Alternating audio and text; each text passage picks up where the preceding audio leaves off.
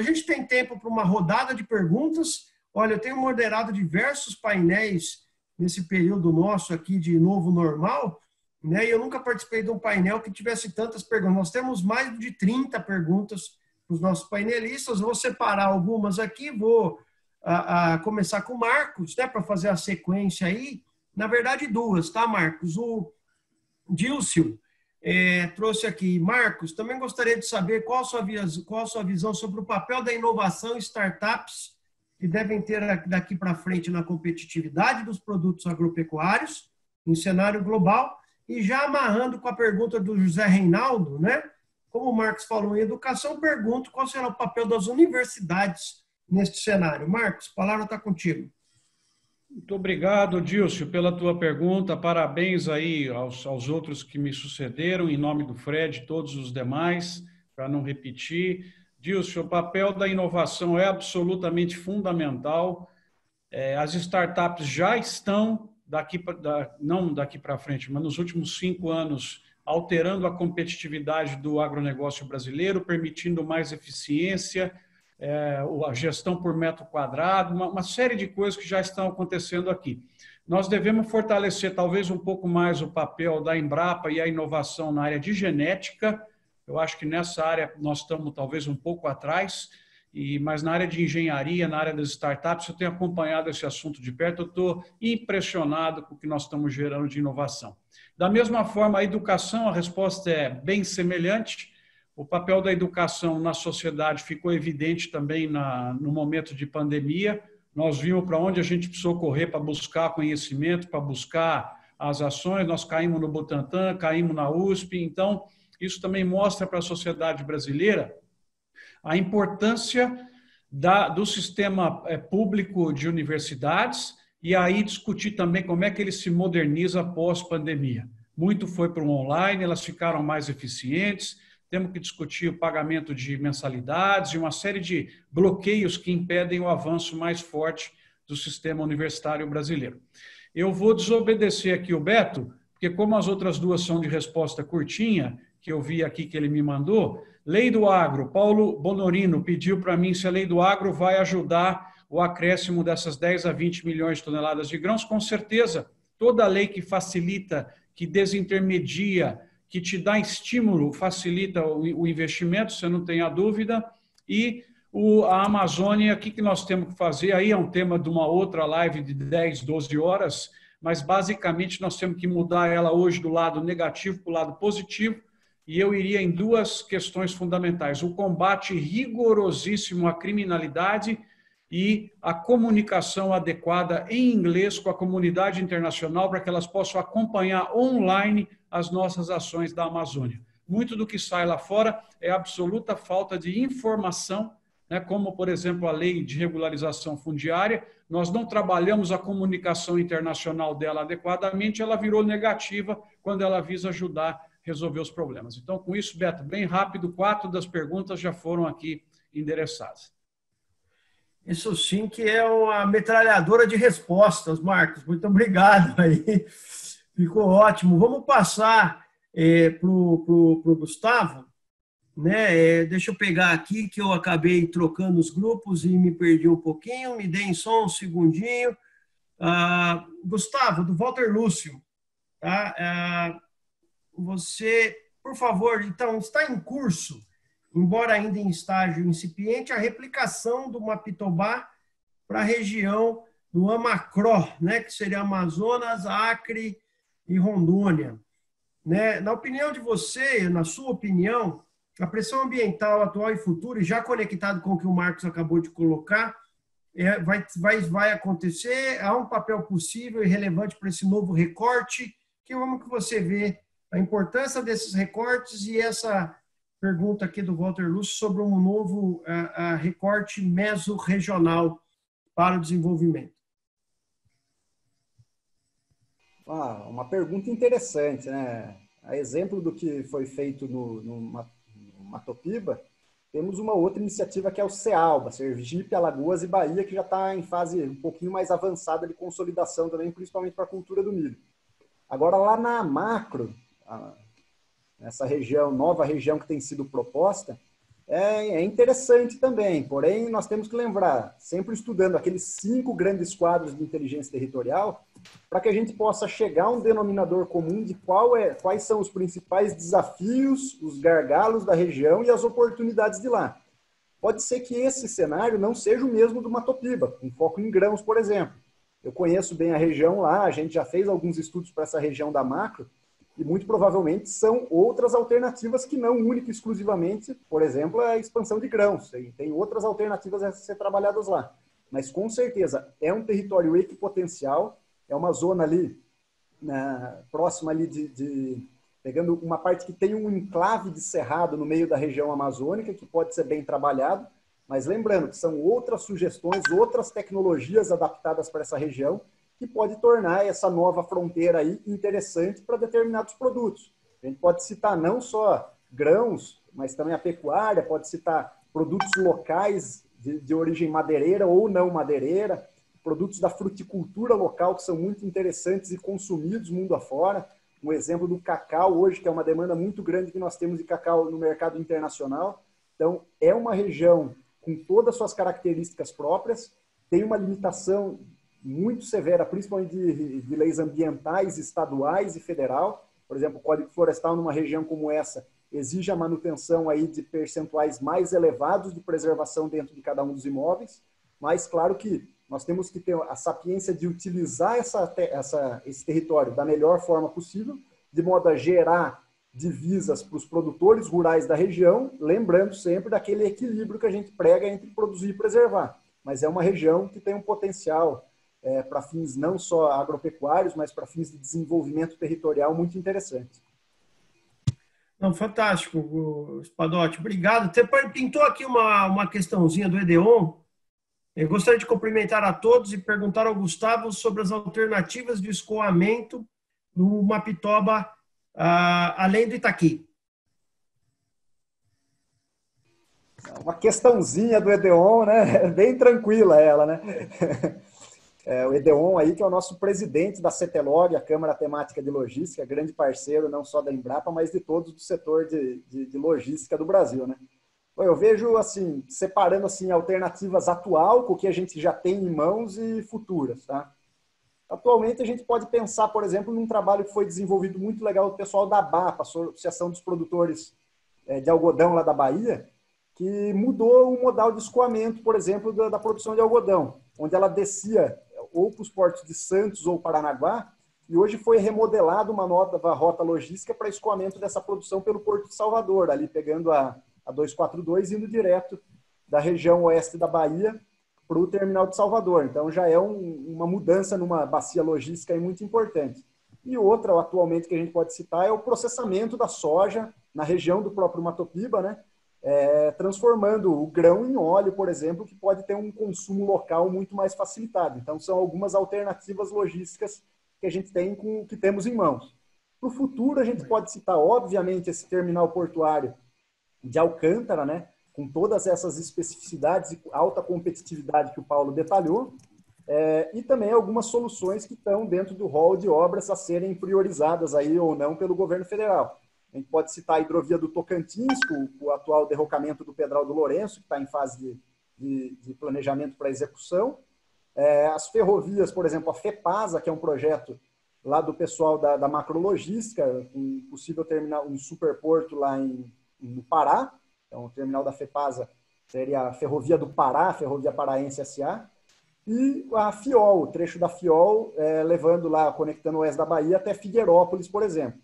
E um trecho rodoviário que a gente pensa com muito carinho também é a BR-020, conectando ali a região oeste da Bahia, principalmente a Fortaleza, levando esses produtos de processamento de óleos, principalmente farelo, para as granjas lá do Nordeste, especificamente lá de Fortaleza. Seriam basicamente essas que eu vejo assim.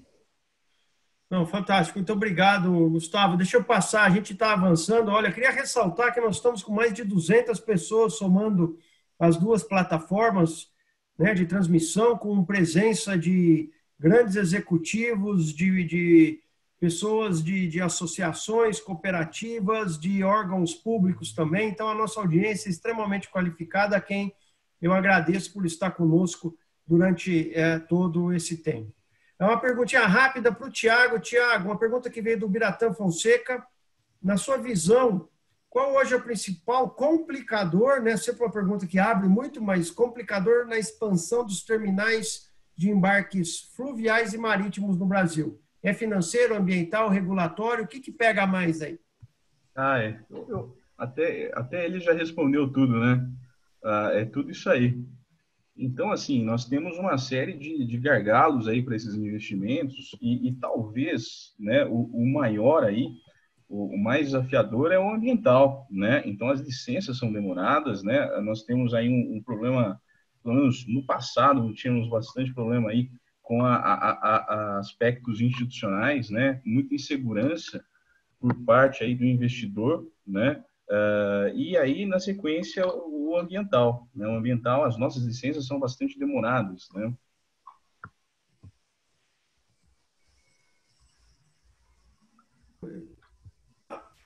Desculpe aqui, travei um pouquinho. Obrigado. Tiago, você terminou? Terminei. Tá, joia. Muito obrigado, então. Obrigado pela resposta. Vamos passar. A gente, como eu disse, são diversas perguntas. Vamos chamar o Paulo. Paulo, a Isabela Araújo mandou várias perguntas, mas tem uma aqui que acho que é muito importante para a questão regional e tem um importante impacto nesse momento, né? Então, a pergunta da Isabela é a seguinte, né? Não tem como não pensarmos em geração de postos de trabalho. Temos algo previsto? Qual a expectativa? E falo especificamente do Maranhão. Olha, Roberto, a expectativa de geração de emprego durante a construção, estamos falando de 2022, 2023 e 2024, será de 7 mil empregos diretos e 15 mil empregos indiretos. Após o início da operação, a geração de emprego prevista é de 2.500 empregos diretos e 7.500 empregos indiretos. Nós encomendámos um estudo de impacto socioeconómico à Universidade Federal do Maranhão, a UFMA, não é? Esse estudo depois poderá ser disponibilizado também, obviamente. Nesse estudo, a UFMA estimou um impacto de um acréscimo de 20% no PIB do Maranhão, no impacto médio durante os primeiros 25 anos da operação do terminal e ferrovia. 20% de acréscimo no PIB do Maranhão. O PIB do Maranhão anda na casa dos 80 bilhões de reais. Nós estamos falando de um impacto anual médio de 20%. Muito obrigado, Paulo, realmente por essa clareza. Espero que tenha respondido as perguntas. O tempo está... queria agradecer todos os comentários elogiosos aí que vocês nos deram ao evento, né? A gente preparou ele com muito carinho, com um arco de conteúdo que pudesse nos dar a perspectiva de evolução e desenvolvimento da região e com esses ilustres personagens aqui da agricultura e infraestrutura brasileira, né? Desses palestrantes e painelistas. Então, queria passar para o Fred, o último, na verdade são duas, uma pergunta e um pedido de comentário, né? Recebemos aqui uma pergunta do Almirante Rodrigo. O Almirante Rodrigo é vice-presidente executivo da Associação Brasileira das Indústrias de Materiais de Defesa e Segurança, a ABIND, e pergunta se o setor de defesa e segurança poderá e como contribuir de alguma forma nessas atividades do agronegócio, especial na segurança de instalações e futuramente no TPA, Fred. E eu gostaria de pedir para você nos trazer, então, a sua visão geral, caminhando para o encerramento, sobre o impacto do projeto, as perspectivas, a sua visão aí sobre o terminal. Sobre a pergunta da indústria, eu queria me concentrar no aspecto da logística. Eu diria que há um enorme potencial. E isso já vem acontecendo, quer dizer, não é uma coisa para o futuro. E, certamente, esse cenário pós-pandemia e com um realinhamento do setor produtivo, das economias, da globalização, eu acho que esse potencial crescerá ainda mais. E é importante dizer que os projetos que estão sendo implantados, estão sendo implantados normalmente com aquilo que de mais moderno existe do tempo de tecnologia, seja de equipamento, seja de sistema, seja de organização produtiva. Eu queria voltar àquela pergunta original, talvez até começando por ela, que foi feita anteriormente, e deixar bem claro sobre a questão do Itapuã. O meu comentário não faz nenhum juízo de valor. Evidentemente, Itapuã é um terminal excelente, como são os outros tubos, como Portonave em Navegantes, como a Embraport em Santos. São terminais refinados, de alta produtividade, muito bem organizados. O meu comentário não foi de juízo de valor, foi de questão conceitual. Eu diria que, deste ponto de vista, e até fazendo com a observação que o Marcos fez, eu diria que o TPA é como se fosse um startup logístico. Ele inicia um novo conceito, ele é um avanço, inclusive, sobre Porto de Açu, sobre a experiência de presidente Kennedy. Ou seja, com aquelas características que eu coloquei, ele é absolutamente inovador, nós podemos considerar como um startup logístico. E, certamente, ele tem os seus efeitos e os seus benefícios em relação ao Maranhão, como já foi agora respondido pelo Paulo, mas ele, na verdade, deve ser replicado em muitas outras experiências. Nós estamos discutindo a questão agora da desestatização das autoridades portuárias, que é um tema em aberto, uma discussão que certamente será prolongada, e eu diria que o modelo de condomínio portuário ele não deve ser negligenciado, porque ele pode ser, inclusive, aplicado naquilo que hoje são os portos públicos. E uma última observação, complementando aquilo que o Tiago disse sobre a hidrovia, eu queria fazer uma observação, acrescentar naquilo que já foi dito, já desde a pergunta, a questão da integração logística. E aqui há uma questão central no tema da logística, que é o seguinte: o único modo de transporte autossuficiente é o rodoviário, seja para que liga qualquer ponto a qualquer ponto, praticamente, qualquer tipo de carga. Todos os outros modos de transporte são dependentes de algum outro. Então, quando nós não planejamos e não gerimos de forma integrada, nós estamos conspirando contra a hidrovia, contra a cabotagem, contra a ferrovia. Ou seja, esses modos que têm as suas virtudes de eficiência operacional, eficiência energética e de emissões, só conseguem ser plenamente explorados dentro de uma visão integrada. Fora disso, só o rodoviário prospera. E eu acho que o exemplo que foi dado do TPA, com essa visão integrada, ela vai nesse sentido, e por isso eu insisto ser uma experiência inovadora. Muito obrigado. Muito obrigado, Fred. Bem, nós caminhamos agora para o nosso encerramento, né? Eu queria formalmente agradecer, então, ao Marcos Fava, ao Frederico, ao Tiago, Gustavo e Paulo pelas apresentações e pelo debate, e agradecer você que participou conosco dessa live, né, As Fronteiras do Agro e o impacto dos investimentos em infraestrutura no Arco Norte. Esses investimentos, como o Fred trouxe para nós aqui, né, já estão acontecendo e tem uma evolução enorme, trazendo grande perspectiva de desenvolvimento. Muito obrigado para todos vocês que ficaram conosco. Estamos terminando aqui o nosso encontro. As apresentações, conforme as autorizações, vão estar disponíveis no site da Grão-Pará Multimodal, tá? Bem como a gravação que foi feita hoje vai estar disponível no YouTube da Marquestrate Agribusiness e também no site da Grão-Pará. Muito obrigado a todos. Fiquem com Deus, tenham uma boa noite e a gente se encontra aí nas redes sociais. Um grande abraço, fiquem com Deus.